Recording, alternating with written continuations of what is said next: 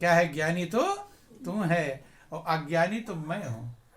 क्या हूं? अज्ञानी तो मैं हूं। जितना जन्म मेरा बीत गया लेकिन मैं सच्चाई को समझ नहीं पाया। बंधु ध्यान देना। बोलिए प्रेम से गुरुदेव महाराज की। बोलो वृंदावन बिहारी लाल। कहते अब मुझे भी आत्मा का ज्ञान प्राप्त करना है। मेरा जो उम्र बीत, मेरी तो उम्र अभी शुरू ही नहीं हुई। क्या नहीं मेरी? अभी मैं पैदा ही। और सही में जो तो कह रही है, चूंकि वो जन्म किस काम का जो हमें भटकाता रहे, पाप के संस्कार में डालता रहे, जन्म जन्मांतर भटकाता रहे। जन्म वो है जो हमारी आत्मा का उद्धार कर दे। क्या कर दे? उद्धार कर दे। विद्या भी वही कहलाती है। महापुरुष कहते एसाम न विद्या तपो न दानम ज्ञानम न शीलम गुणो न धर्मा ते मृत्यु लोके भूख भार भूता मनुष्य रूपेण मृगाश्चरन्ति। आप लोग ये सब पढ़ते हैं, पढ़कर आ जाते हैं, पास होकर आ जाते हैं, लेकिन उसे करने की कोई जरूरत समझते नहीं। पास होने से क्या हुआ? क्लास में पास हो गए, लेकिन जिंदगी में पास नहीं हुए। जिंदगी में पास तब हो पाएंगे जब उस कर्म को आप करेंगे। कहते ये सामने विद्या, जिसके पास विद्या नहीं। ध्यान देना, विद्या दो प्रकार की है, एक लौकिक और एक पारलौकिक। एक अपरा विद्या है, एक परा विद्या है। बंधु, अपरा विद्या संसार का ज्ञान है, दुनिया की पढ़ाई लिखाई शिक्षा दीक्षा, चंद्रमा पर पहुंच गए, अंतरिक्ष में पहुंच गए। ध्यान देना। बोलो वृंदावन बिहारी लाल। इसे अपरा विद्या कहकर पुकारा गया। ये पेट पालने तक सीमित है। चाहे चंद्रमा पर घूम आओगे, मंगल ग्रह पर चले जाएंगे, पृथ्वी के अंदर कहीं भी चले, इंजीनियर बन जाएंगे, डॉक्टर बन जाएंगे, फिलासफर बन जाएंगे। वो सिर्फ इतना काम कर पाएंगे कि अपना जीवन का निर्वाह कर लेंगे। बंधु, लेकिन दूसरी है परा विद्या। और विद्या उसे कहते हैं सा विद्या या विमुक्त है। वही विद्या है जो मुक्ति प्रदान। कभी स्कूलों में आपने देखा होगा, ये किताबों में लिखा देखा होगा, विद्या किसे कहते हैं? सा विद्या या विमुक्त है। विद्या वही है जो आपको मुक्ति प्रदान कर दे। क्या प्रदान कर दे? मुक्ति। मुक्ति का मतलब होता है जन्म जन्मांतर के बंधनों में जो आप बंधे हुए। बंधन ही दुख देते हैं। सबके पास कोई ना कोई बंधन मौजूद है। किसी के पास कोई बंधन, किसी के पास कोई बंधन। फ्री और स्वतंत्र कोई भी नहीं। जो आपको जन्म जन्मांतर के बंधनों से मुक्त कर दे, उसे ही विद्या कहकर पुकारा गया। उसी को भगवान कृष्ण ने राज विद्या कहा। क्या कहा? राज विद्या, जो सब विद्याओं का राजा है। क्या है? सब विद्याओं का राज विद्या। राजगुह्यम पवित्र मितमोत्तमम प्रत्यक्षावगम धर्म सुख कर्तव्यम। कहते कि हे अर्जुन, जो राज विद्या है, सब विद्याओं का राजा है। राजगुह्यम, जो गोपनीयों का गोपनीय है, उससे ज्यादा गोपनीय कोई चीज नहीं।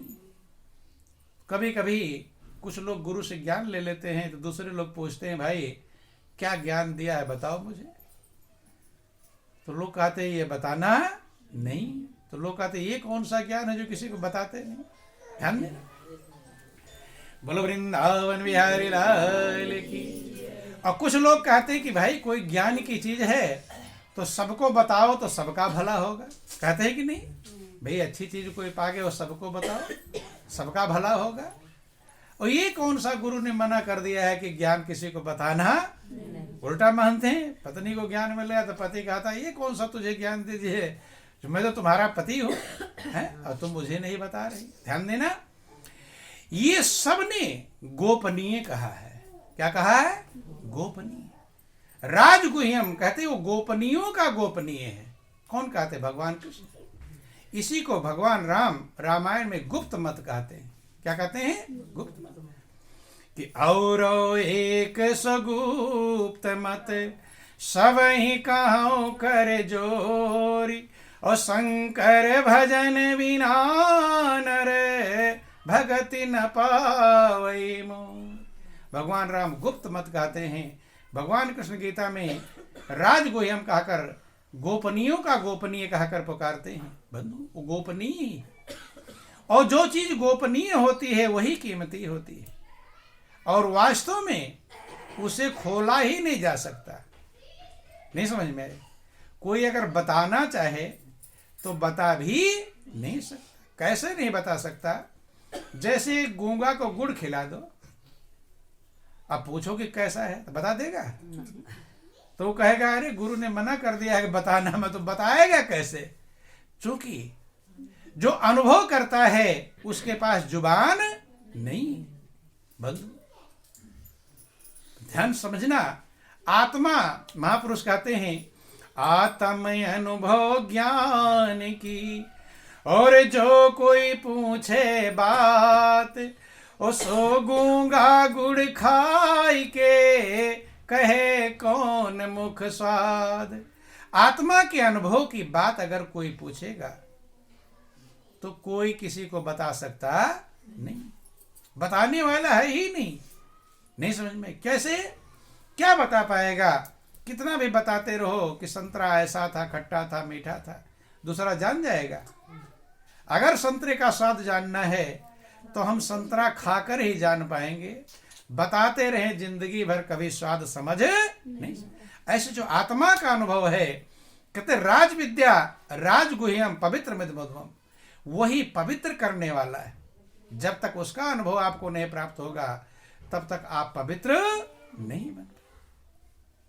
प्रत्यक्षावगम, कहते वो प्रत्यक्ष फल देने वाला है, धर्म सुखम, वही सबका कर्तव्य है, उसका अनुभव ही जिंदगी का लक्ष्य है। अगर आत्मा का अनुभव आपने प्राप्त नहीं किया, सारे रसों का अनुभव प्राप्त कर लिया, ध्यान देना, इंद्रियों के रसों को हम प्राप्त करते हैं लेकिन आत्मा का जो रस है उस रस को हम प्राप्त नहीं कर पाते। जीभ का स्वाद ले लिया, आंख से तमाम सारे दृश्य देख लिए, कान से तमाम सारी बातें सुन लिया, त्वचा से स्पर्श कर लिया, बंधु, लेकिन इससे आत्मा की संतुष्टि कभी होती नहीं। आत्मा संतुष्ट होगी आत्मा के अनुभव से। आत्मा का जो खुराक है, जब तक वो खुराक आप, भाई आंख का खुराक आप दे दिए, सुंदर सुंदर चीजें दिखा रहे हैं, कान का खुराक है, सुंदर चीजें सुना रहे हैं, जिह्वा का स्वाद का तमाम सारे स्वाद आपने ले लिया बंधु, लेकिन इनसे आपकी आत्मा तृप्त नहीं। आत्मा तृप्त होगी आत्मा के अनुभव से। इसलिए विवेकानंद हजारों गुरुओं के पास में गए थे, लेकिन जब उन्हें मिले रामकृष्ण परमहंस, कौन मिले? राम, जिन्होंने आत्मबोध कराया, आत्म साक्षात्कार कराया, तो वही विवेकानंद बने। पहले उनका नाम नरेंद्र था। क्या था? नरेंद्र। विवेक माने ज्ञान। जब आत्मा के ज्ञान का आनंद पाया तो उनका नाम क्या पड़ गया? स्वामी विवेकानंद। और 39-40 साल में अपने शरीर को छोड़ गए, लेकिन पूरे विश्व में भारत का नाम रोशन कर दिया। किसके द्वारा? शरीर का जन्म अलग है और आत्मा का जन्म अलग है। आत्मा जिस दिन द्विज बने थे, जिस दिन गुरु की रामकृष्ण परमहंस की कृपा से आत्म साक्षात्कार किया था, आत्मबोध किया था, वही उनका जन्म सार्थक कहलाया। और पूरे शिकागो शहर में विश्व धर्म सम्मेलन हो रहा था, पूरे विश्व के बड़े बड़े महापुरुष आए थे, लेकिन विवेकानंद ने अपनी बात रखा तो सबसे पहला स्थान किसका आया? विवेकानंद। विश्व गुरु बना दिया। किसको? भारत को। कि तू कहता है कागज लेखी और मैं कहता हूं आंखों देखी, तेरा मेरा मनवा कैसे एक होई रे, और मैं कहता हूं जागत रहियो और तू जाता है सोई। बंधु ध्यान देना, वो आत्मा का अनुभव सबके पास में है, कोई भी बाकी नहीं। हो सकता है आंख का अनुभव आप ना प्राप्त कर पाओ, आंख से न दिखाई पड़े, अंधे हो, अंधे को आंख का अनुभव नहीं प्राप्त हो पाता। जो बहरा है उसे कान का अनुभव नहीं प्राप्त हो पाता।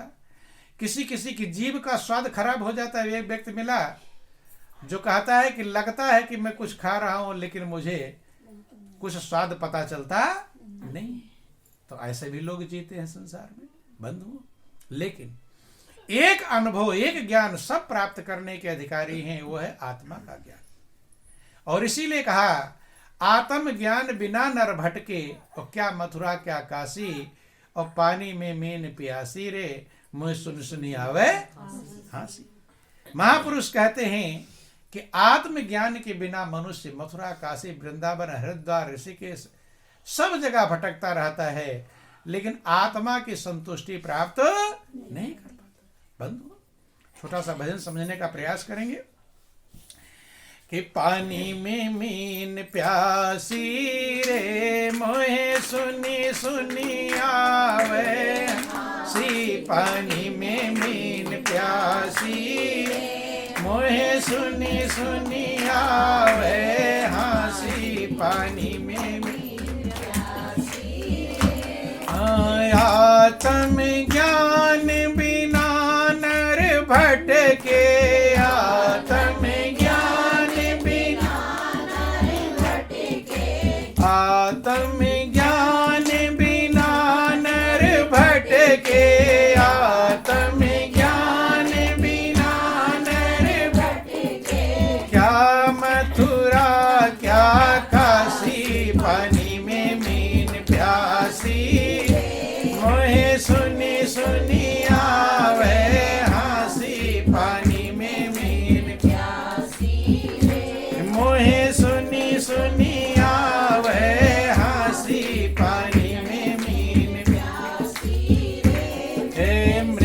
नाभि में है कस्तूरी।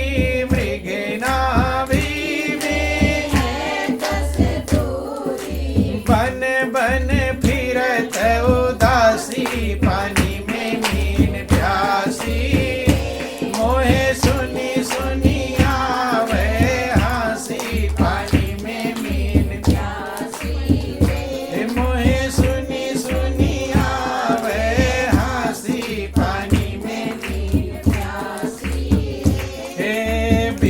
हरि हर जको ध्यान धरत है। विधि हरि हर जको ध्यान धरत है। मुनि जन साहस 88, पानी में मीन प्यासी।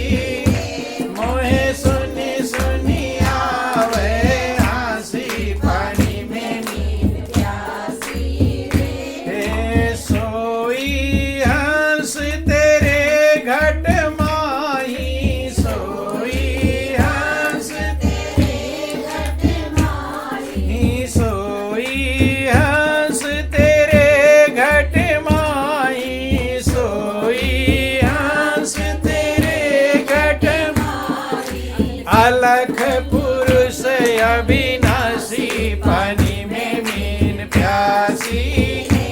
मोहे सुनी सुनी आवे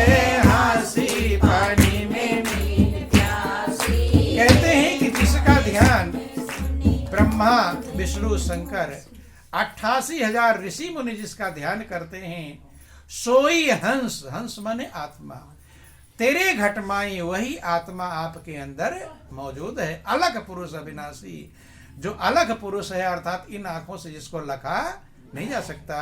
यही भगवान कृष्ण गीता में कहते अर्जुन, ना तो माम सक्ष द्रष्टुम अनेनुष्टक्षा दिव्यम चक्षु पश्च में गोश्रम। हे अर्जुन, ये चर्म चक्षुओं से तो आत्मा का अनुभव प्राप्त नहीं कर सकते। वही आपके पास है, लेकिन है पास और लोग कहते हैं दूर जाओ। कहाँ जाओ? कि है घट में पर दूर बतावे।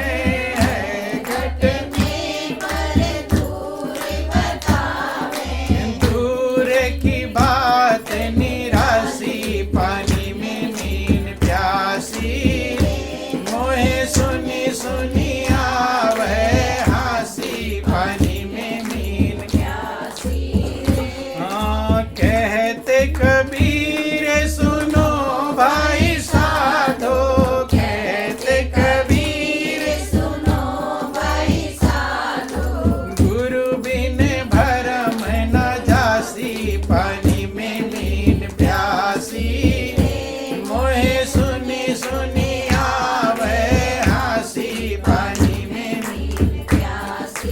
है घट में, है तो सबके हृदय में, लेकिन लोग दूर बताते हैं कि वहां चले जाओ, वहां चले जाओ। और दूर की बात निराशी, लेकिन बिना गुरु के ये भ्रम जाने वाला। तो महापुरुष कहते हैं कि जब उसने ससुर को ऐसा ज्ञान समझाया तो ससुर भी सत्य ज्ञान को प्राप्त करके, आत्मज्ञान को प्राप्त करके अपने जीवन का कल्याण कर लिए, और तब से उनकी भी उम्र चालू होगी। क्या चालू होगी? जो पैदा भी नहीं हुए थे वही पैदा, अर्थात उनका आध्यात्मिक जन्म हो गया। तो बंधु महापुरुष कहते हैं, अधिक गई थोड़ी रही और थोड़ी भी पुन जाए, और कहे न